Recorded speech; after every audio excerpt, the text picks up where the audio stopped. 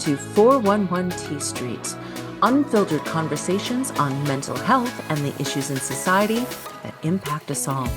This is where we break down the barriers and explore the topics that intersect with the challenges of modern society. I'm Dr. Milan Bray, and each week we'll dive into raw, honest discussions on the systemic issues that affect us all. We'll hear from experts, thought leaders, and everyday people offering real stories and actionable insights to help you achieve an understanding of the issues that matter most. No filters, no sugarcoating, just real talk. Welcome to 411 T Street.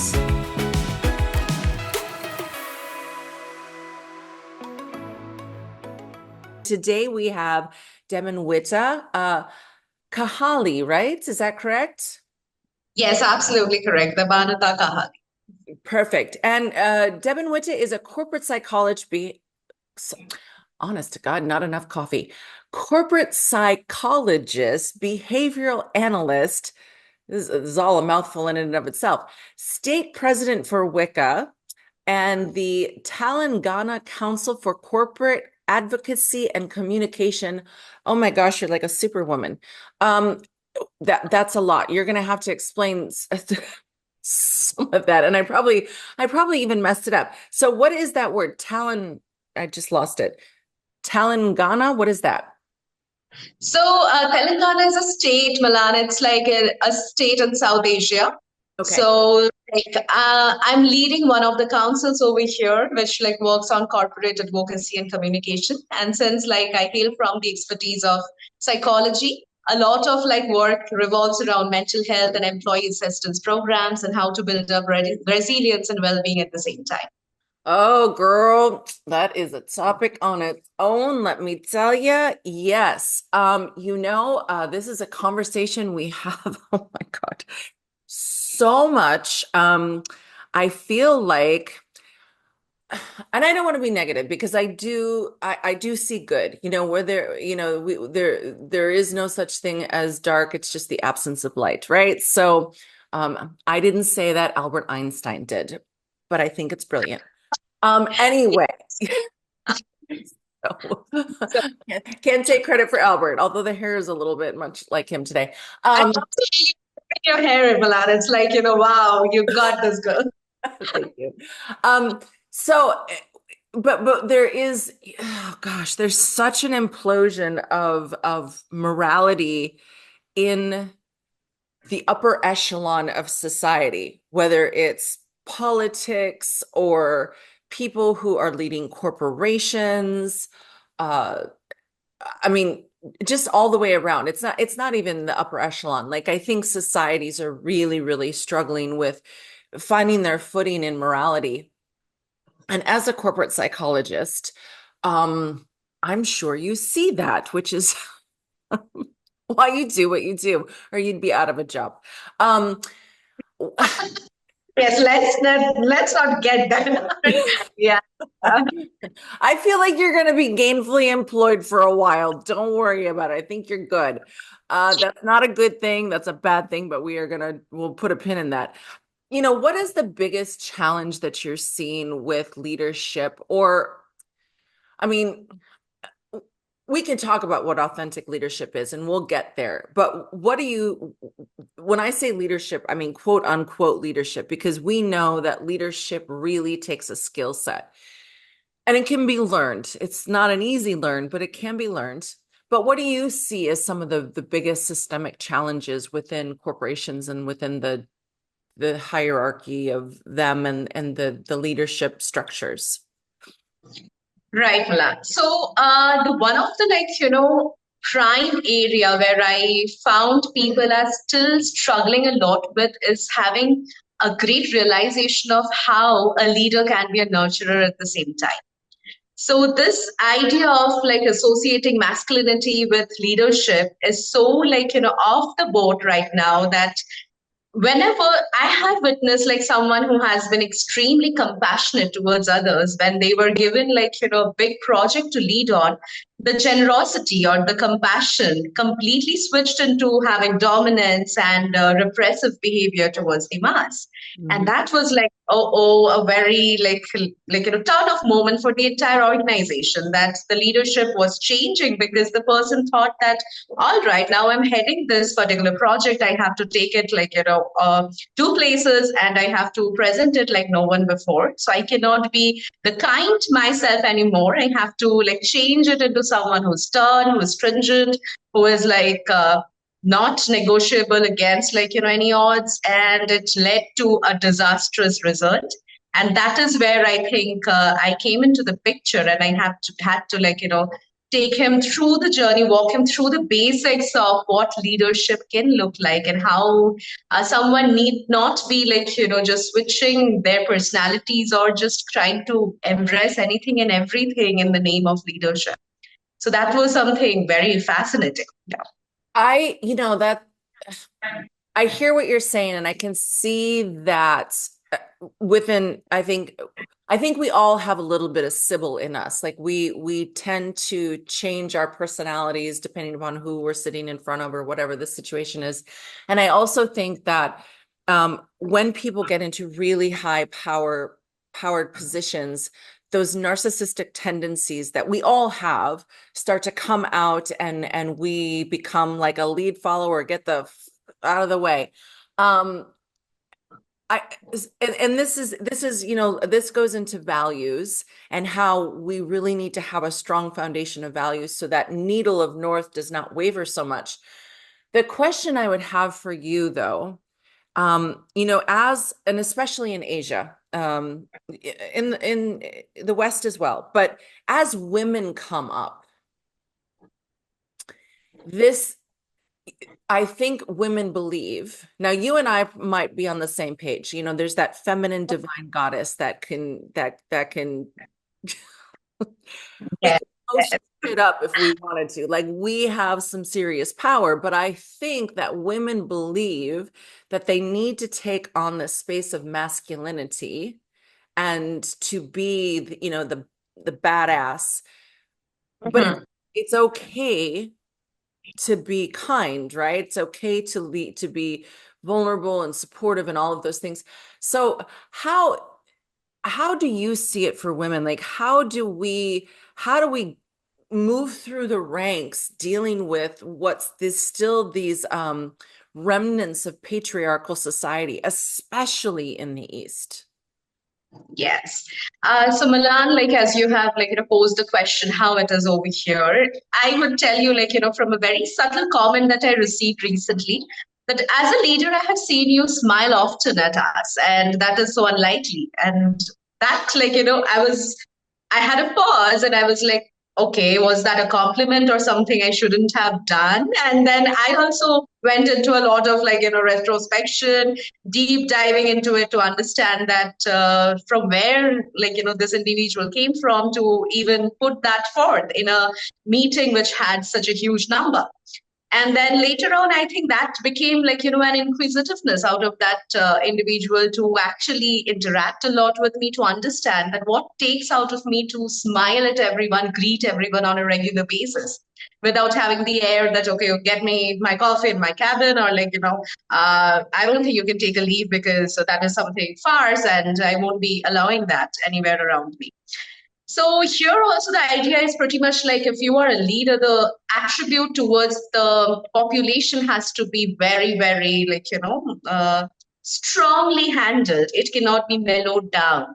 And exclamations in the sense of, I see that you are not feeling well tonight, or is everything fine with you in life? All these are so alien to them that I think previously it took the entire team to frown and wonder that if she is actually real, and or maybe what could be the reason behind, maybe this is the peace before the chaos, or maybe she's the calm before the storm. So let's just wait. I think people were very hesitant to approach me at times. It's not because I was coming out as intimidating. Positivity became very intimidating, that there has to be something more to her than this, because this cannot be consistent. There has to be more to why she's continuously regulating her emotions.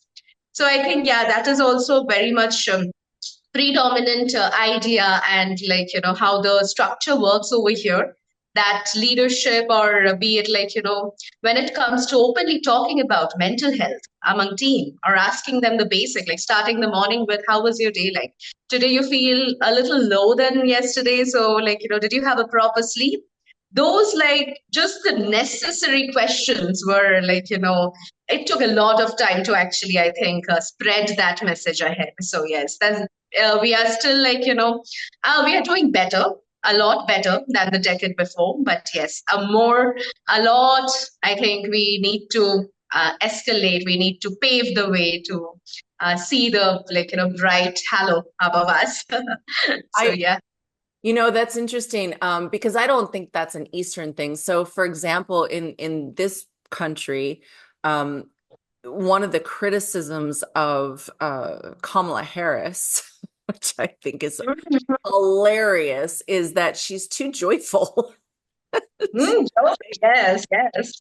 Oh my God, no. Like, oh my God, she's smiling. That's so unprecedented. It's like, why does why do we have to compartmentalize? Why do you have to be where in our head did we say to be a good leader you have to be an asshole? Like, I don't like I'm not following that thread. Um it's just yeah, and true leadership, I love what you're talking about, like asking those questions. Because I was reading in a book once, I don't remember the name of it. It actually was a book that I had gotten from India, and they were talking about leadership, and they were saying you should know more about the people that you serve, and they didn't say that serve you. You should know more people about the people that you serve than their own family. And that you need to ask the questions. But I think, even in the West here, when you say, and that's such a common phrase, like, how you doing? That's a greeting. We don't want an answer. I mean, Right. God forbid Yes. you give us an answer. But I think people have become so disconnected from what authenticity looks like in a relationship. And one of the things, and I'm guilty of this too, someone's being kind. um I think for me, it more particularly goes to men, not so much women, because I feel like women, we just have this not all women, but we have this kind of genuineness to us. When we ask That's questions, we want answers. But sometimes when, like if a man approaches me and they start talking to me, I'm just like, what do you want? And sometimes they're just being kind. And I think we've really stripped away the fundamentals of kindness in society. And it. because I think not everybody, but there's just been this social climbing that we use. And I teach a course in psychology. It's called social influence and persuasion. And there are these tactics of Yeah. manipulation that we use to get what we want. So we're always trying to weed through, like, who's genuine, what's genuine, what do they want from me? And I live in a state that is, the first thing people ask you is, so what do you do? And it's just like, and I just tell people I'm in the service industry, and then they walk away because they're like, oh, she's a waitress, and it's just like, no, we're all in the service industry. I don't care what you do. So, yeah, but it's really hard to balance that out with the way that the world is right now. And again, going back to more specifically for women, again, circling back to that example of Kamala Harris being Yes. kind of railroaded for being joyful. And it's so refreshing. What are your thoughts? True that. True that, Malan. I think, Harris has promoted the way, like, the inner feeling of a woman is when she's enjoying the power, or that, like, stardom. So it's like, it's the voice, the inner voice is very joyous that, wow, I made it so far. And like people are enjoying my presence, and they are like, catering to the answers that I'm about to like, like just gonna, yes, it's like, it's such a joyful errand to be around there.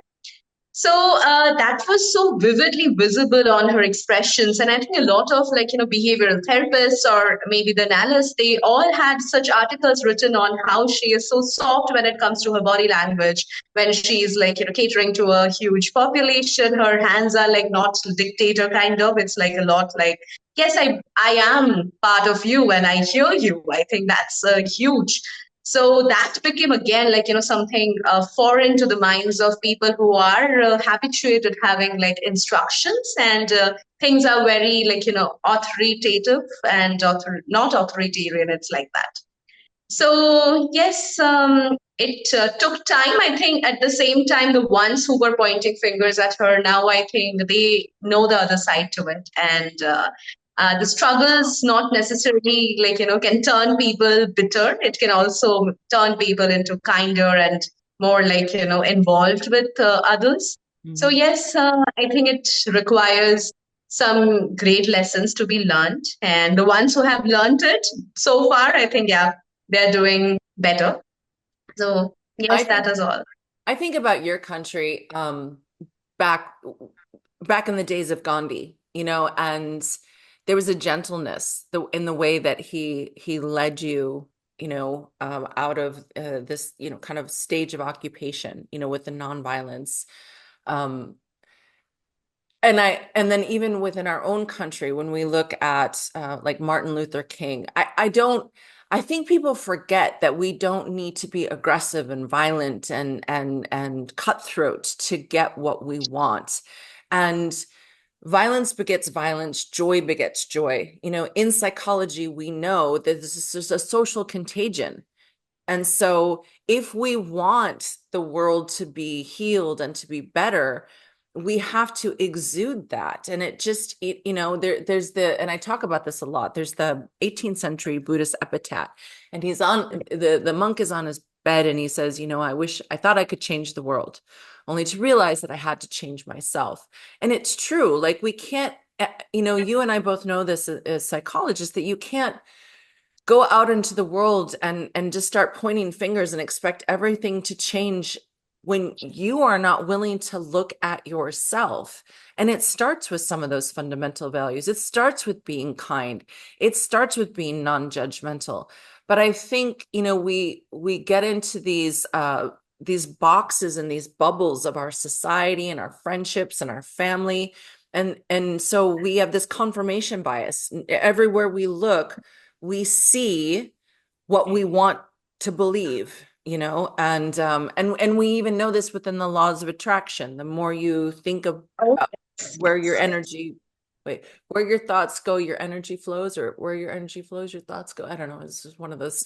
You know what I'm talking about. Yeah, yeah, Anyway, both works out. Yes. but but the question then is, how for those people, and we have those people in your country, they're in our country, how do we get out of our bubble? For me, I would say travel. I think and I don't mean that a 1 week vacation to Paris. I don't mean that. I mean like genuinely traveling. I've always been an advocate for, as soon as you get out of high school, you need to either join the military, or you need to take a 1 year and travel the world. And I think, honestly, I swear to God, the government needs to fund it, because then you can see and be supported in this space of, wow, the world doesn't just revolve around me. That's my take on it. What do you think that we need to do to get people out of these bubbles that they live in? Right. So Milan, so I come from I was raised in East India. And then for my work and other areas of interest, I had to come and settle in South India. And the culture that within these miles, I think everything is so different. The culture, the belief system, how regular chores are taken care of, everything is very different. And I realized that I guess travel is beautifully can be an impactful reason why someone comes out of the bubble and takes one step extra to do something out of the box that gives them a huge reason to explore. At the same time, participation, it's it starts from just participating in various I think activities or workshops or interactions. Mhm. I I was as a student, like I was having a lot, like an expansion of circle compared to others because I think I was participating through like be it dance form, be it music, be it like attending concerts or traveling or like doing small researches. Like that took me and brought me very closely to people from every culture, every country, and that made me realize, wow, there is some commonality, and the thriving, the willingness, the zeal to actually bring that positive change into that outer world, that was so similar. And that's how I realized that there is so much of sameness, amidst all these things, amidst all the learnings that we have been brought up to kind of maneuver or practice. So I think it starts from participation, participation, slow participation would lead to long-term travels or like long-term exploration. So it can start from schooling. I think if the parents or the guardians are just encouraging children to participate and interact, I think that can solve most of the concerns that one can face when it comes to not having that bubble burst. Yes. Yeah, I agree with that participation, and I, to take a thread to that, that also goes into volunteerism, because I think also, if you can't travel and maybe you don't have the money to do the education that you would want to do, or whatever the situation is, going out into the community, supporting other people, that connected component, because no matter where we are in the world, or in our communities, no matter what you're going through, we all have a common thread. There was a game when I was doing my master's. I had this great teacher, and she played this game with us, and we had two lines, and we each line was on opposite ends of the room, and so she would read out statements or questions or whatever. It'd be something like, "How many of you have had an alcoholic parent? How many of you have had domestic violence in your life?" Things like that. And then you would take like two steps forward, or if it didn't apply to you, you wouldn't move. The interesting thing was, at the end of the game, it's very loosely termed there, at the end of the game, we were all standing in the same line, because we Yeah. may not have experienced every single thing, but we all have experienced something. Nobody Mhm. gets out of here alive. Like, we are all gonna get, some level of crap in our life that we're gonna have to contend with, and we all have that common thread. Um, but I say this because I think when we do volunteer, it makes it a lot easier to have that humanness and to see the struggle. And but it also makes us feel good, like we're out there. Our problems aren't so, as big as we think they are. It could be worse. But instead, I think a lot of people start to watch TV and reality shows, and they get really, really stuck into this drama, as opposed to doing something. And then they, of course they do that because they're like, "Oh, my life's not that bad." But why don't we use that power to serve, as opposed to just mindless, I don't know, activity that isn't serving anything? It's just changing our neurosynaptic connections for the bad, as opposed to doing essentially the same thing, but in a positive context. And I think one thing I can say about Americans is we do like to help people. It doesn't always come off like that. And it's often related to giving money as opposed to going out and doing the work. But, so there's some roots in that. What about in India? How does the framework of service work there? Is that like a really big thing to volunteer and support? Is that kind of embedded in the culture? Yes, rightly said. I think, Milan, this is something it has been found out that why like Indians and Americans, when they are coming across each other, when it comes to like, having a research or interactions or any other thing, they both are just having so many stories to share because of like, their similar interest of servitude. And that comes from, I think, history has a lot to do with it. And like, personal, I think, struggles at the same time, like how both the countries had their own share of like striving to make their voice heard, and I think that's beautiful. So servitude is highly like appreciated over here also, and like it starts from like if you are attending someone's house, how you are trying to that help them with their basics around them, and like it's considered bias over here. It's like, all right, this person came as a guest, but they're offering to just should I like help you out with what you are like trying to do right now, and whether it's your kitchen, whether it's your in your dining room. So could I just like again involve, volunteer, or participate, and like just make this work easier. And this sense of belongingness gets created when someone is doing that. I think services, like it brings people together, and that belongingness is so much there. I can feel like, while we both are having this interaction going on, there is so much of, there's so much of calmness between. Like I have come across you, I think, through so many interactions in the past few months, and it feels like, yes, I know this woman, and I always have this white smile before, like, I know that, yes, I'm about to interact with you, or there is a very small scope of just exchanging texts or messages. Thank you. So that was in one way, like, some kind of, I think this sense of belongingness gets created because we are trying to offer something, that contribution. It can be like, uh, it can be, again, tangible, intangible, it doesn't matter. But this feeling of, yes, I should be out there to contribute in some way or the other, that's very much prevalent over here also.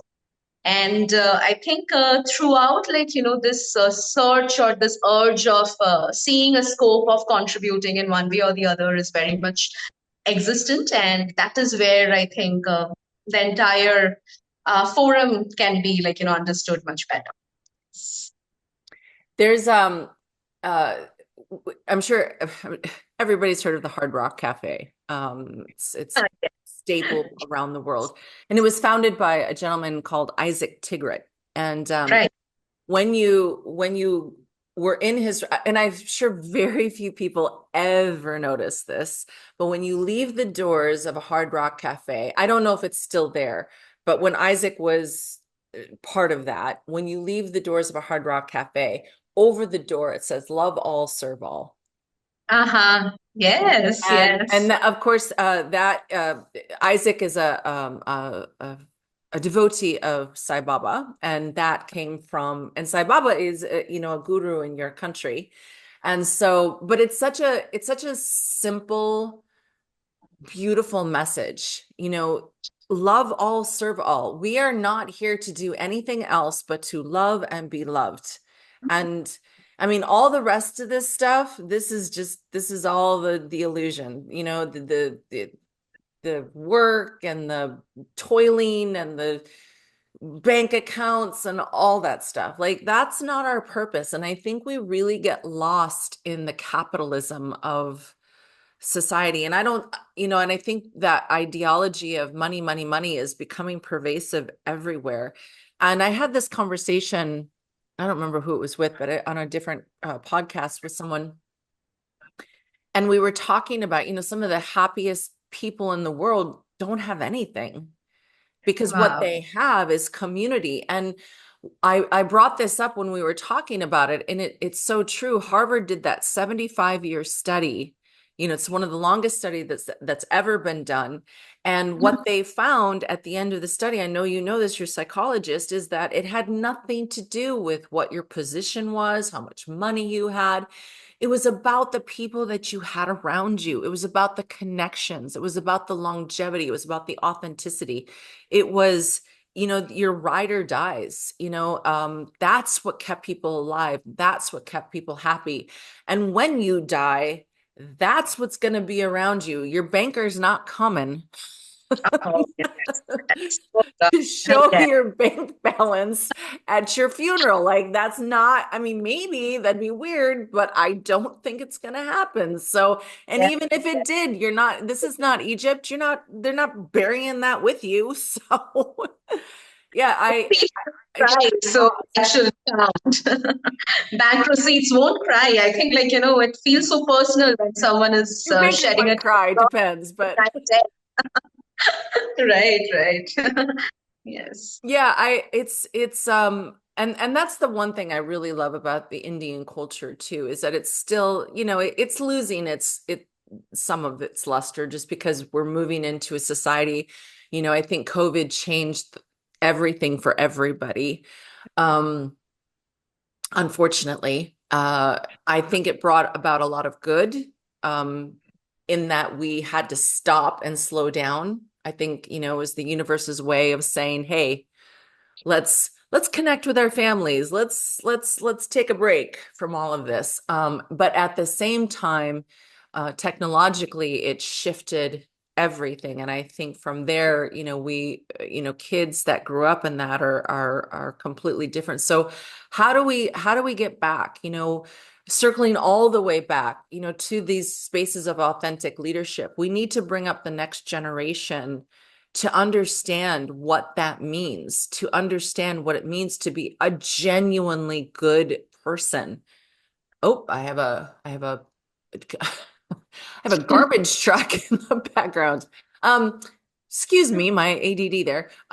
So how can we get these kids that are coming up to really lean into these ideologies, some of these old school values, back to these basic fundamentals of love, truth, peace, right conduct, nonviolence? How how do we go back when everything is hard pushing forward? Right. So, Milan, I think on that note, while you were narrating this, something flashed very recently, and it is one of the teenagers in my society. Like we were having a festival during that time, and I was just interacting with all of them, all the teenagers around, to understand how they are feeling about it. So, one of them very rightly pointed out that. Debbie, I do not think that I would be much keen on participating or celebrating this time because I would like to focus on myself. And all these people coming over, then again with gifts, then laughters, banters, all these I want to be just aloof from all these things. That again there was some silence after that. So I realized that this idea of self-love is not properly construed. I mean, COVID made people actually yes spend a lot of time within themselves, with themselves, and very closely come in terms with their insecurities, with their strengths. But at the same time, the ones who couldn't seek help or did not have that proper support system around them, this interpretation of I have only got myself, I do not think I would be stepping out or maybe even welcoming others to my zone. It is so dangerous. Mhm. I mean, this lively person who says that, I won't like to actually get involved with others coming over because they all want to celebrate or laugh. I want to just keep it to myself and be aloof or maybe just step out and not interact at all. So I think the next generation or maybe the youth today, they have to very nicely understand and interpret the message behind self-love. I think love yourself but love others also. I think that's what beautifully you have mentioned. So COVID has kind of brought that damage, and also again, the ones who had that strong support around, they could take the best of messages out of it, that yes, we need to connect, reconnect, and unlearn whenever time calls for it. But the ones who I think couldn't have that support around them, they are yet to recover from that mishap. And I think as psychologists, we are working day and night to help them out and to make them realize that they are not alone.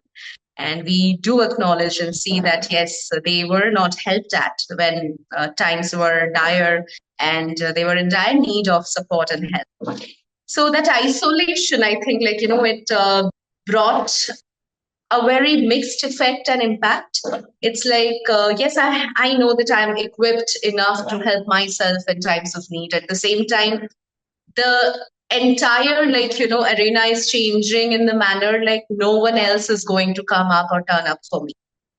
So this negative connotation, I think, it is something which is like causing us lot of like time to spend with fictional characters, or maybe like, real, uh, that they are coming across, not having to interact with anything that is humane or real or truthful. So yes, a lot of work, like, left for us to do. I think we need to heal the world, as Michael Jackson has, like, rightly put it forth. So yes, we have to derive out of it. Yes. Yeah, that's going to be a big challenge. Because the thing is that we know a lot of the imprinting that is done on children happens before the age of 5. Some people say 6, some people will say 7, most people say 5, but anyway, it doesn't make any difference. A lot of that really happens in those formative years, and it gets harder and harder to unravel as they get older. And the other part of that too is that society is not modeling the behavior that we it's like we expect children to be a certain way, but we're not modeling that as a society. And that comes from the top down, and especially in this country. Oh my gosh. It blows my mind when parents or people say, I don't know where they got that from. It's just like, oh, okay. It's like, because we don't realize that as adults, the things that we say are is 7% of what they're receiving, but what we do is a big part of what they understand. So, parents who have children, just as an example, parents who have a child who has an eating disorder or who's struggling with their weight. Yes, part of that is social media. They're seeing all these distorted images on, filtered images on social media. But I also think to myself, how many times that mom might have said, or dad might have said, "Oh, I can't have that. I have to watch my weight," or, "Oh, God, I'm just so fat. I feel so bloated."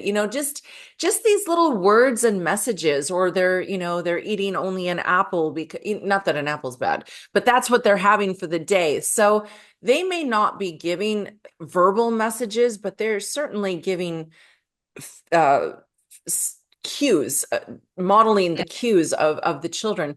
And when we have leadership in our countries, whether it's Modi or it's whoever, it's Xi or it's Trudeau or it's, it doesn't make any difference. It doesn't make any difference who it is. It's a top-down approach. And so it comes from the top. And that energy, again, it goes all the way back to that social contagion. That energy is going to permeate everything. And and I even feel this when I go from city to city, not just here in the US, but even country to country. There's an energy that is held in the collective.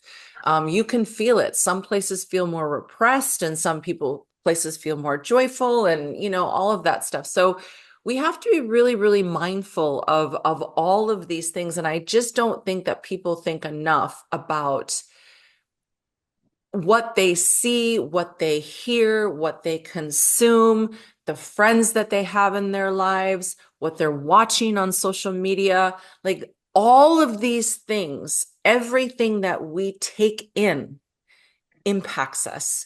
And I think for me, really going back and teaching kids to think about that and to be far more mindful. But it's a struggle because adults are, adults are locked in. So, I think this goes back to something that you said a little bit earlier, is that when you were talking about education. And I think This really has to be embedded into the educational framework at a very, very young age, which is why countries like Finland are doing so well in the educational component because they're allowing children to explore and be creative and dig in the dirt and play outside. You know, they're just letting them be to find themselves, and they're not doing these antiquated constructs of education that's, you know, that are making them compliant workers for the rest of time. So anyway, there, what are you, if you could give one piece of advice to kind of wrap things up, if you could give people, if you could give corporate heads one piece of advice to really start to lean into being authentic in some way, what would you say? And I've lost your beautiful face. There you are. Yes. Is it all like, in proper shape now? Yeah, you're good. You're good. Yes. Yeah. What would you leave the audience with? What are some simple steps that they could take to really kind of shift their realities? Okay, yes, Malan. I think, I would like to take this opportunity, and I'm so grateful that you brought this question up. I think this platform and, through this conversation that we are having, and it can be beautifully, put out that conversations help, and I think sitting, there are so many team dinners that I'm a part of, so many, corporate parties that I go to, where people are not conversing to know each other. It's about, just to again express something that they are already, trying to portray, which may not be true. So there's so much of portrayal which is not expressiveness. So conversations, I think, lead to solutions, and conversations lead to, I think, authenticity, as we were discussing. It leads to, such beautiful resolutions. So the entire, I think, management, or be it, any corporate area, or any field concerned, sitting and having that space, that safe space, creating that emotionally safe space where people are not feeling powerful by just name calling, or belittling someone's statement, or just looking down upon someone just because they are not dressing a certain way. So, I mean, it is really sad to come across such team outings where it is nothing about team. It is all about just trying to establish, I am more than you, and I have done this, much better. And I think that, I'm the diva tonight, so I won't be paying attention to anyone else's attire or even complimenting. So, I mean, it should be a space where people are feeling seen. They are feeling like, they are part of it. That inclusion matters so much. So through this, I think I would like to encourage, I would like to request, and also take it ahead from here, that have conversations. I think beautifully, through conversations, through interactions, so many areas can be just disclosed. So many just learnings can happen, and this behavior modification of an individual, or of an employee, or of a person, it can only happen when they understand what needs to be modified. And that understanding comes from, I think, instant gratification, or that instant, just kind of a mutual exchange, that yes, wow, this person has wonderfully expressed themselves, and I feel I can do that, and kind of contribute in return in some way or the other, where a mutual exchange is happening, and it is leading to something that can be impactful, that can be beneficial for the long run. So, yes, I think an emotionally safe space to have conversations on a regular basis, that is going to, I think, settle down a lot of things. Imagine a world where instead of saying, "How are you?" we said, "How can I make your life wonderful?" And you Oh, waited for the answer. That's it. I think I yeah, I had this conversation actually I think it was last weekend with this lovely young gentleman, and he kept saying people aren't asking the right questions because we really don't care about the answers. But if we could just sit, because it's yeah, you're right. It's just we're trying to network, like how can we move ourselves up, But if we really just sat with that and just said, tell me, how can I make your life wonderful? And we did that. If we followed through, if we had the thread of integrity, the alignment with the thoughts, the words, and the deeds. Oh my God, we could change the world. Oh my God, it would be just that simple. Anyway, thank you so much for this conversation. It was really enlightening. I'd love for you to share with the audience how they can find you, whether it's you have Instagram or LinkedIn, or how would you like people to contact you if they'd like to know more about your work and how you can maybe support them in becoming more authentic leaders. Wow. Thank you, Milan, actually, for again giving the ball to my court to, I think, kind of extend my gratitude to you and also all the listeners over here.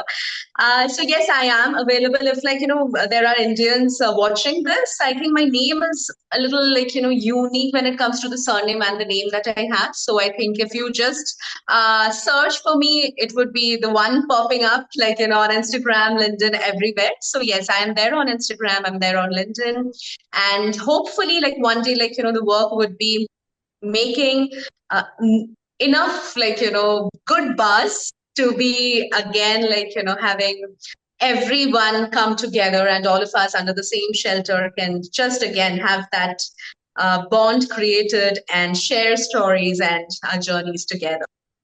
Absolutely. Absolutely. Well, thank you so much for joining me today. It's been really, really meaningful. Thank you for tuning into 411 T Street, where we spill the tea on the stories that matter the most. Transformation isn't a single moment. It's the clarity and insight that drives meaningful change and connects us all. If today's episode struck a chord, hit subscribe and share. Let's keep these conversations flowing and inspire real movements.